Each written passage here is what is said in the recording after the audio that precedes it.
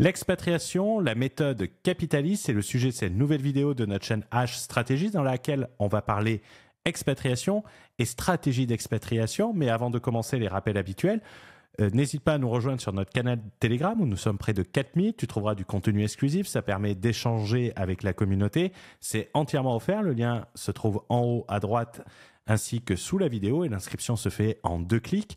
Et n'oublie pas de t'abonner également si ce n'est pas déjà fait. Tu trouveras beaucoup de vidéos en lien avec l'expatriation et notamment les stratégies.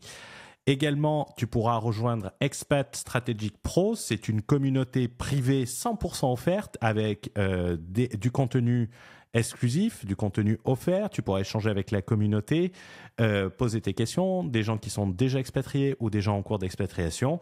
N'hésite pas, c'est entièrement offert. L'inscription se fait sur le premier lien sous la vidéo ainsi qu'en haut à droite. Au plaisir de t'y retrouver.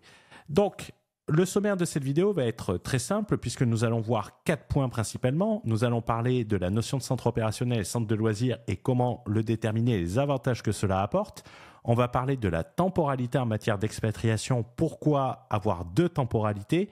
On parlera également de cet aspect fiscal que tout le monde ignore ou semble ignorer à la lecture des commentaires et qui doit être pris en compte puisque quand on le dit, les gens se disent « Ah oui, effectivement, je n'y avais pas pensé ».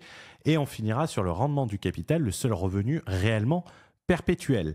En guise d'introduction, qu'est-ce qu'on peut dire? C'est que en matière d'expatriation, on a fait énormément de contenu sur la chaîne. Tu trouveras énormément de contenu, mais des contenus distribués de manière différente. Le but de cette vidéo va être en fait de faire un récapitulatif précis sur plusieurs notions que nous avons vues dans différentes vidéos, car je vois beaucoup de questions dans Expat Strategic Pro, la communauté privée.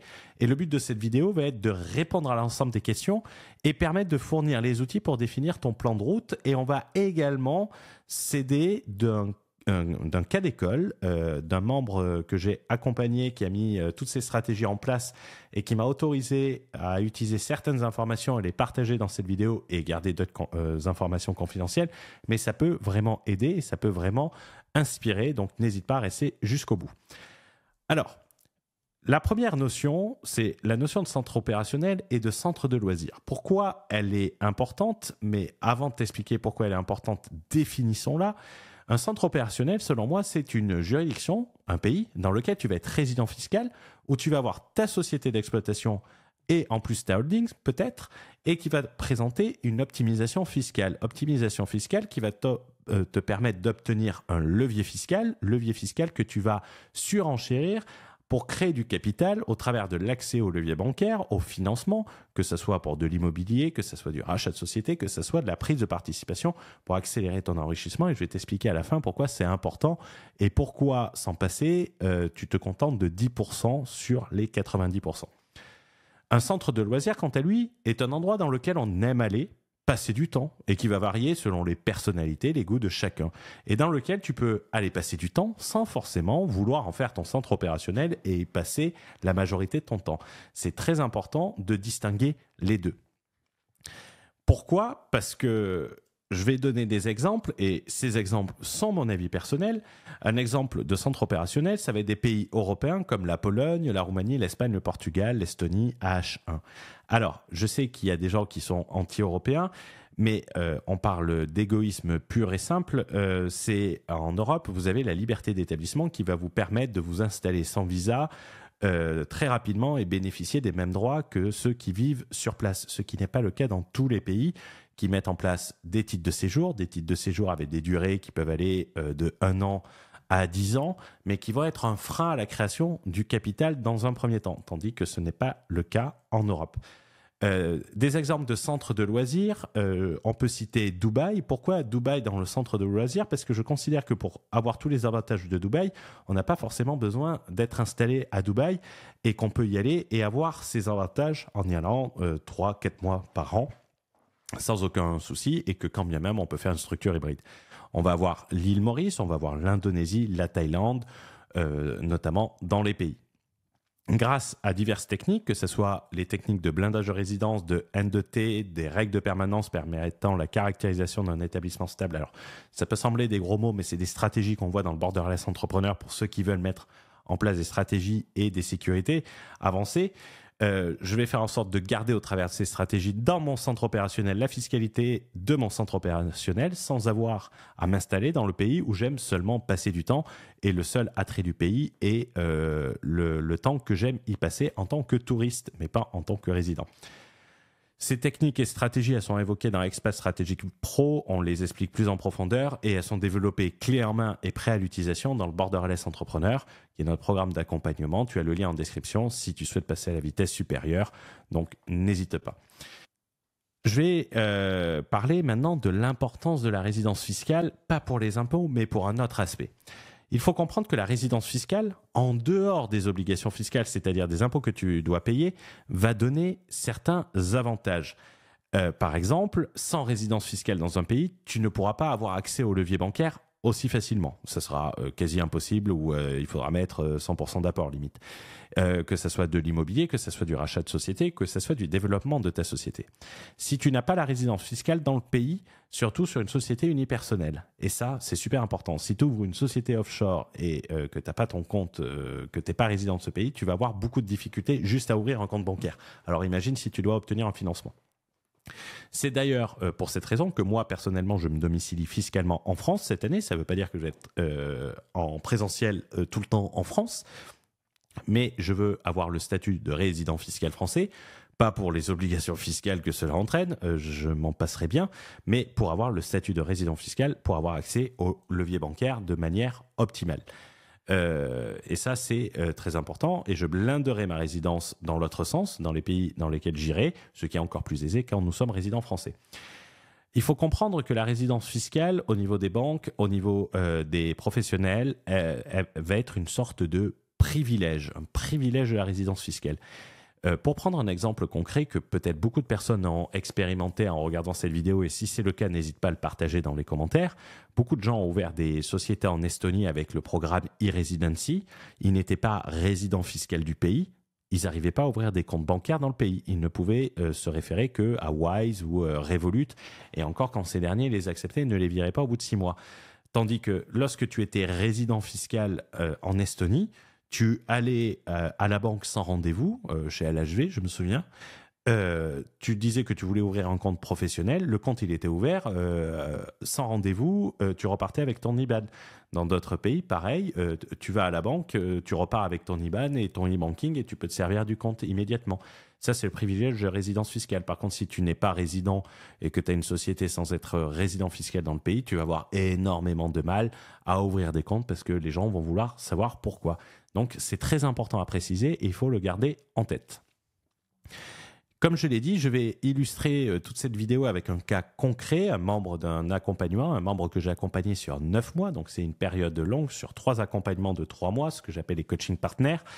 Et je vais utiliser son exemple avec son accord et avec ses prérequis en termes de confidentialité pour illustrer ça. Cette personne a décidé d'installer une résidence fiscale, sa société et désormais sa holding, dans un centre opérationnel. Il va passer, cette personne, 2 mois à Dubaï, 4 mois à Bali, 1 mois à droite à gauche, quelquefois c'est Marrakech, et il va passer le reste des 5 mois en Europe, dans son centre opérationnel, et se déplacer quelquefois en France, faire des allers-retours et tout. Et ça, donc une grande mobilité, et je pense que cette personne voyage plus que 99% des gens ici. Quand il va à Dubaï, ben, l'avantage, c'est que vu que c'est un déplacement pro, ça passe sur sa société, c'est des frais professionnels, la location du logement, les déplacements, les restaurants, tout ça, c'est des frais professionnels. Il a un business dans l'accompagnement, un accompagnement très particulier, mais il m'a demandé de conserver la confidentialité dessus. Je vous rassure, c'est pas de l'OnlyFans Management, mais c'est une niche très très particulière qui implique des professionnels et ne veut pas que je l'évoque. Il m'a autorisé à révéler son profit et son chiffre d'affaires. Il réalise 450 000 euros de profit pour un chiffre d'affaires hors taxe de 600 000 euros. Sur ces 450 000 euros de profit, en 2024, il s'est versé 150 000 euros de dividendes à titre personnel, 150 000 euros net, donc 12 500 euros par mois, et ce, à travers plusieurs versements, puisqu'il est dans un pays qui peut permettre les versements de dividendes dits intérimaires. Et sur sa société ainsi qu'à titre personnel, il a payé en tout et pour tout un peu plus de 33 000 euros d'impôts. fiscalité pro, fiscalité perso, ce qui met une imposition globale pro et perso au niveau de 7,5%, ce qui n'est pas déconnant. En fin février, ça a été closé, c'est qu'une banque l'a accompagné sur le rachat d'un SAS, SAS qui était détenu par la société, lui rachetait les titres de cette société. Cette société générait 80 000 euros de profit et il compte la mener à 250 000 euros de profit en optimisant notamment le 80 000 euros de profit. Ça peut paraître léger, mais il faut savoir que cette société avait une particularité, c'est que cette société avait amorti les frais de développement sur 5 ans. Donc il y a des frais de développement qui sont pris et qui sont relativement importants. Donc il ne faut pas se baser sur ce simple chiffre. Pour financer l'opération, il est passé par un établissement bancaire, ce qu'on appelle des boutiques banques, c'est-à-dire des banques de services. C'est un terme, boutique bank, donc très spécialisé, très privé sur ça. Privé, pas pour le montant, mais c'est-à-dire que tu parles directement aux actionnaires limites. Par exemple, en France, vous avez la banque Wormser et Frères. C'est une boutique banque. Vous avez une autre banque qui s'appelle, comment elle s'appelle j'ai oublié, mais pour financer cette opération de rachat, la banque a été sécurisée par la société d'exploitation, c'est-à-dire la société qui produit l'accompagnement, celle qui réalise 450 000 euros de profit, qui a en quelque sorte servi de collatéral au prêt. Comment ça s'est passé, comment ça s'est terminé, cette création capitalistique? Le SAS racheté est sur un marché B2B avec une équipe en place, mais une très mauvaise acquisition client. C'est là qu'il compte faire la différence avec des techniques de marketing un peu plus poussées. Jamais il n'aurait pu financer sur ses fonds propres immédiatement. Et même s'il avait été à 0% d'impôt, il aurait dû attendre 4 ou 5 ans pour pouvoir payer la somme, voire peut-être un peu plus, il faudrait voir les chiffres. Et je rappelle que s'il avait été dans un pays sans payer d'impôts, il aurait économisé 30 000 euros par an. Donc, c'est pas grand-chose. Il se sert de son activité de coaching qui va créer de l'historique, qui va créer un actif. Cet historique va lui permettre de racheter un actif qui lui permet de créer une nouvelle source d'enrichissement et surtout un capital car il pourra le revendre. Et ce qui est intéressant, c'est que la société d'exploitation, celle qui produit l'accompagnement, la banque l'a pris en collatéral par rapport à ses flux de revenus futurs. Parce que les banques ont financé la holding possédant la société d'accompagnement. J'espère que c'est clair, j'essaie de le simplifier et pas vous faire un récit dessus. Et il faut savoir que jusqu'à la revente, quasiment, parce qu'il aura revendu avant les termes du financement, il encaissera les dividendes sur sa holding et il ne rembourse même pas le principal de l'emprunt. Car la banque a structuré une obligation convertible en actions. Ça peut paraître un gros mot pour certains, mais certains vont le comprendre, notamment avec une prime de non-conversion. Il ne rembourse que les intérêts de ce prêt, ce qui lui permet de se servir du cash sur la société pour assurer le développement de sa société, de garder le cash sur sa propre société. Il a dû en bloquer une partie, mais sur un ETF qui est pris en garantie, mais qui génère des intérêts également. Et il peut continuer d'utiliser sa trésorerie. Donc ça, c'est une création capitalistique grâce aux outils capitalistiques présents dans une juridiction, présents dans d'autres juridictions, mais des juridictions capitalistes. Si tu es au Pakistan, ils vont avoir du mal. Si tu es dans certains pays, sur ce type d'opération, ils ne vont même pas y aller. Si tu es en Indonésie, que tu vas voir un banquier indonésien pour financer le rachat d'une société, là c'était une société française en l'espèce, jamais le banquier va te financer, à part, sauf si c'est un deal à 100 millions d'euros et qui prend des énormes fees. Donc c'est important. Il n'aurait pas pu le faire s'il avait été dans un autre pays. Et en plus de ça, il pourra conduire des opérations immobilières à effet de levier également. Et ça, je dirais ses objectifs sur la deuxième partie, qui est très importante, puisqu'on va parler dans cette deuxième partie de la temporalité en matière d'expatriation. Pourquoi la temporalité en matière d'expatriation? Parce qu'on peut diviser une expatriation en deux temporalités, en deux temps, en deux parties. Pour maximiser une expatriation, j'aime bien la concevoir en deux temps, quand les gens me posent la question, et quand les gens veulent atteindre un objectif capitalistique le plus rapidement possible. Première étape, une expatriation capitaliste. On veut créer du capital, il faut être dans un pays capitaliste. Tu ne vas pas le faire en Corée du Nord.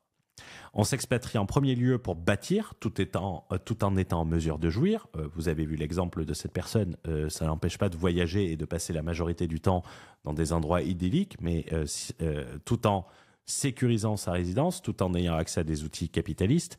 Ils se rendent en plus de centres de loisirs que, comme je l'ai dit, 99% des gens ici. Et ensuite, tu peux avoir l'expatriation de rentier. C'est qu'une fois que tout est mis en place, tu peux te mettre dans une juridiction, n'importe laquelle, qui va te permettre d'optimiser au maximum ton rendement du capital, de préférence un pays qui ne va pas taxer dividendes, royalties, plus-value, qui sont les principaux revenus du capital. Par exemple, je vais citer des destinations d'expatriation de rentiers, mais qui ne sont tout sauf des expatriations capitalistes au départ. C'est-à-dire que je n'irai pas m'expatrier ici en premier, car cela freinerait trop mes possibilités de création de capital. Cela l'aurait empêché de faire l'opération et les opérations qu'il va faire cet entrepreneur. Mais par contre, je ne m'interdirai pas d'y aller ensuite. Prenons des exemples concrets pour l'illustrer. Je vais reprendre l'île Maurice. C'est un exemple parfait selon moi. Magnifique destination de rentier où le nombre de jours en plus nécessaire pour être résident fiscal diminue, plus tu passes de temps là-bas. Superbe destination de rentier, mais très mauvaise destination capitalistique. Les outils capitalistiques là-bas sont réduits. Jamais il aurait pu faire cette opération capitalistique. Par contre, y être installé une fois que tu as tout, les dividendes ne sont pas taxés, les plus-values ne sont pas taxées, c'est génial quand tu as du capital. Mais si tu comptes créer du capital qu'au travers de ta source d'enrichissement, 9 fois plus lent. Et je t'expliquerai à la fin pourquoi avec un ratio très simple. L'Andorre, c'est exactement pareil pour ceux qui vont préférer la montagne à la mer. Super destination de rentiers. Beaucoup de rentiers s'installent là-bas. Beaucoup de retraités s'installent là-bas pour ça. Également à l'île Maurice. Lorsqu'ils n'ont pas besoin d'outils capitalistes pour créer un capital. Et ils savent que c'est le capital qui rend libre. Dubaï, moi je considère que c'est une destination idéale quand tu as constitué un capital, que tu peux centraliser tes opérations en y passant 90 jours et en passant d'autres jours dans d'autres pays. Ça peut être très intéressant. Mais pour commencer, Dubaï coûte trop cher en allocation de capital. Tu vas trop l'allouer sur le lifestyle au lieu de l'allouer à développer le capital. Donc ça, c'est important également, et également sur les outils structurés. C'est pas moi qui le dis, c'est des personnes qui sont là-bas. Effectivement, tu peux faire beaucoup plus, ce qui laisse réfléchir lorsque tu le fais. L'exemple de l'entrepreneur cité, c'est très marrant puisque lui a vraiment cette philosophie. L'entrepreneur que j'ai cité précédemment s'est expatrié sur sa première étape, l'étape capitaliste. Il est sur un horizon de 4 à 5 ans sur cette expatriation. Son plan, c'est de générer 300 000 euros de revenus non actifs sur sa holding pour ensuite s'expatrier à Dubaï. Par revenus non actifs, c'est les revenus du capital. Et conserver son activité d'accompagnement si elle fonctionne toujours en bonus, qui permettra d'alimenter ce capital et d'alimenter un train de vie supérieur. Sa projection est la suivante et cela se déclenchera en réalité à la deuxième phase de son expatriation, c'est-à-dire que s'il atteint ses objectifs, par exemple dans les 2 ans à venir, il avancera son process. Il veut avoir 3 millions placés sur les marchés financiers à 5% qui lui rapporteront 150 000 euros par an. Il veut avoir 300 000 euros de dividendes par an sur ses prises de participation comme le SAS qu'il a pris ainsi que d'autres investissements et allouer 50% au financement de son train de vie, c'est-à-dire sur ces 300 000 se verser 150 000 et les 150 000 restants les allouer sur une poche de liquidité. On ne sait jamais, la bourse, c'est pas régulier, ça peut faire 0 et 10% l'année suivante. Donc avoir une poche de liquidité, mais également alimenter le reste en capital. Et capitaliser sur l'immobilier, ça ne lui générera pas de revenus, mais ça lui générera un revenu futur. Et le but, c'est de capitaliser aussi. Et son objectif, c'est 3 millions minimum également. Ce qui est intéressant.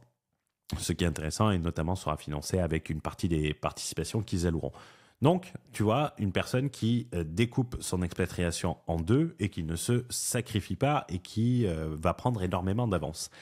Cet aspect fiscal que tout le monde oublie, et ça c'est très important, notamment sur les 2 temps de l'expatriation, puisque les gens ne s'en rendent pas compte, c'est que le dividende, il est taxé dans ton pays de résidence fiscale. Qu'est-ce que ça veut dire ? Quand une société te verse un dividende, c'est pas là où la société se trouve, c'est là où toi tu te trouves que tu vas être taxé. C'est ta résidence fiscale qui détermine la fiscalité de ton dividende. Cela peut paraître bête, mais si demain tu es actionnaire d'une société française, une SCI, une holding, et que tu es résident fiscal émirati par exemple, avec attention certains guillemets sur la résidence fiscale qui est fragile aux Émirats arabes unis, qu'est-ce qui va se passer? Si cette société te verse 300 000 euros de dividendes, ben, tu recevras 300 000 euros net puisque tu n'as pas d'imposition à Dubaï et en plus, tu n'as pas de retenue à la source entre Dubaï et la France. C'est pour ça qu'ils faisaient le Koum à Dubaï et le Koum X, qui étaient des manières d'éviter la retenue à la source notamment. Donc, ça, c'est très important. Le dividende, il est taxé là où tu es résident fiscal. Si tu es en France, ce dividende, il va être taxé en France. Mais si demain, tu es actionnaire d'une société de Dubaï qui te verse 300 000 euros de dividende, tu auras 210 000 euros sur ton compte bancaire en France. Donc, c'est important de le savoir. Donc, vaut mieux aller dans un pays où tu vas créer du capital facilement, dans un pays capitalistique, qui va en plus, c'est ce capital qui va te verser les dividendes. Et les dividendes, tu n'es pas taxé dans le pays où se trouve le capital, tu es taxé dans le pays où tu te trouves ta résidence fiscale. Et peu de personnes considèrent cette partie de l'équation. D'où l'importance de bien choisir ces deux pays et de faire une stratégie optimisée. Choisir un pays capitalistique et capitaliste pour créer du capital le plus rapidement possible. Et quand ce capital est constitué, se mettre dans un pays qui te permet de bénéficier de ce capital dans les meilleures conditions possibles. Par exemple, l'île Maurice, Dubaï, l'Andorre, c'est des destinations idéales. On l'a vu dans l'exemple précédent, son parcours va être beaucoup plus court et la vitesse d'exécution va être beaucoup plus rapide puisqu'il est dans un pays capitaliste avec les leviers capitalistes que dans un pays de rentier où il aurait dû tout financer en fonds propres et il aurait commencé à racheter le SAS à ce rythme-là et il aurait racheté le SAS et il est sur une autre opération en parallèle mais pas sur 100%. Il aurait racheté le SAS en 2028-2029. Là, en 2028, il aura fini son processus d'enrichissement. Hein. Il sera en mode rentier.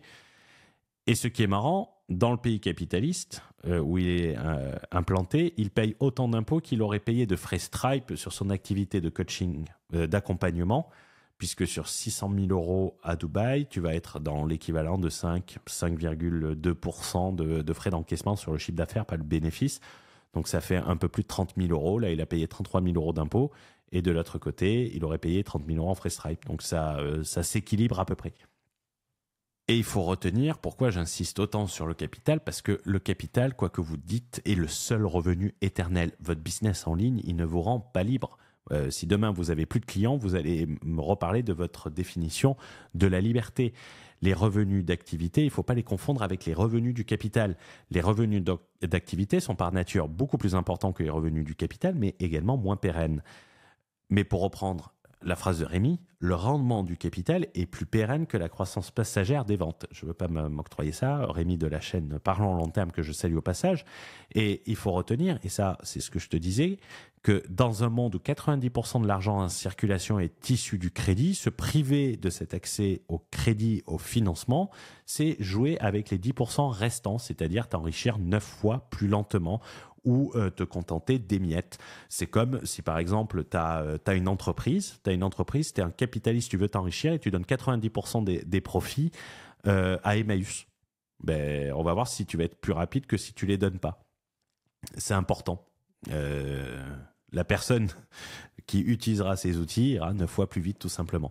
Sers-toi de tes revenus d'activité pour te constituer un capital et pour constituer un capital, il faut choisir des destinations capitalistes avec des critères qui ne sont pas que les critères de météo ou de fiscalité faciale parce que quand on voit l'imposition de cette personne, il est sur une imposition totale de 7,5 donc il faut prendre dans l'ensemble de la stratégie et calculer également son enrichissement, c'est important. Il n'est de si bonne compagnie qu'il ne se quitte, donc il va être temps pour moi de conclure. Retiens que le capital, il doit devenir ton outil de liberté. C'est un actif qui génère du rendement sans ton intervention en utilisant le temps et le travail des autres. C'est un peu une définition de l'almanach mixée à celle de Karl Marx où il disait que le capital dans l'almanach, c'est un crédit qui te permet de débiter le temps des autres, que j'avais beaucoup aimé cette définition. Construire un capital rapidement impose d'aller dans un pays où tu vas avoir accès à ces outils et le plus rapidement possible et en avoir conscience dès le départ et pas attendre que ton... j'avais fait un vlog il y a un peu plus d'une semaine sur le 0%, lui a coûté des dizaines de millions d'euros. Je te mettrai le lien en haut à droite. Je disais... créer du capital, il faut profiter que ton business crache du fric et pas attendre qu'il se crache pour t'y mettre, c'est important de le dire. Essayer de s'enrichir dans un pays sans outils capitalistes, c'est comme essayer de devenir millionnaire en vendant du porc dans un pays où 90% de la population est musulmane. Je pense que celui qui fera l'inverse s'enrichira 9 fois plus vite. Et bien, c'est exactement pareil en matière capitalistique. Pour ceux qui veulent aller plus loin, je vais te recommander 2 contenus additionnels à cette vidéo. Les meilleures expatriations en 2025 avec une note capitaliste et une fiche pays où s'expatrier en 2025. Le pays a 0,01% d'impôt sur les dividendes. Je ne pense pas que les gens connaissent le drapeau. Je ne prends pas de risque. Je vous souhaite une bonne journée, je vous souhaite une bonne soirée et on se retrouve dans une prochaine vidéo. Ciao, ciao.